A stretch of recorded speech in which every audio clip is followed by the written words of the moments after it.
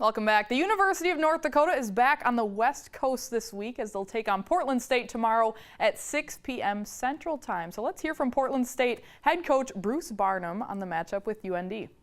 2 years ago when we met North Dakota, it was a defensive struggle, probably the two best teams in the Big Sky defensively at that time. A little different this year. Both teams giving up points in the 30s, but both teams strong running games, so a little tough to maybe figure out how this game's going to come together. What do you anticipate as the style of play? I'm going to say it's a lot of running both ways. What do you think? You think North Dakota, you think Bubba Schweigert. Coach Schweigert is a blue collar. He's going to come after you. He has tough football teams. Respect, don't know him that well, but respect what he puts on the field. That game 2 years ago was a gully washer. I mean, it was just a brawl out in Hillsboro. And you walked off, even our team, we walked off that field going, you know what, we gave them everything we had, came up short. But that's what you run into when you play a Bubba Schweigert team.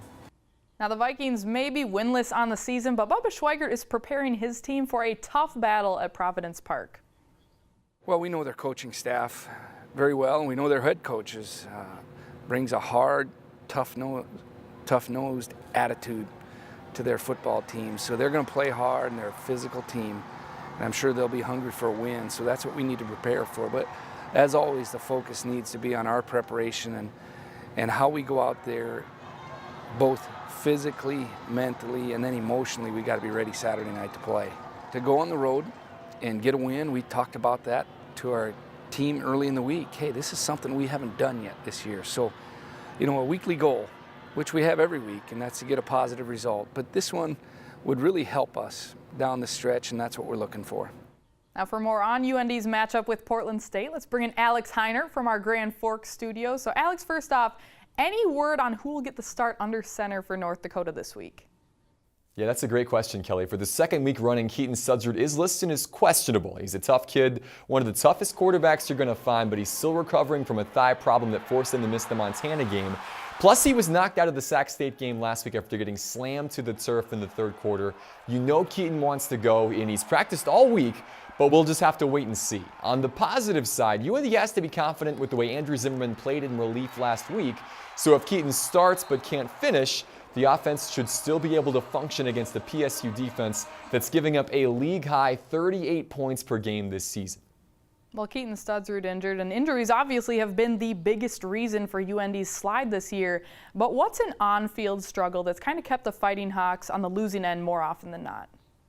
Well, turnovers and other mental mistakes have been the biggest issue, Kelly. Last year, UND led the Big Sky with a plus 18 turnover margin, creating 30 takeaways and giving up the football only 12 times all season.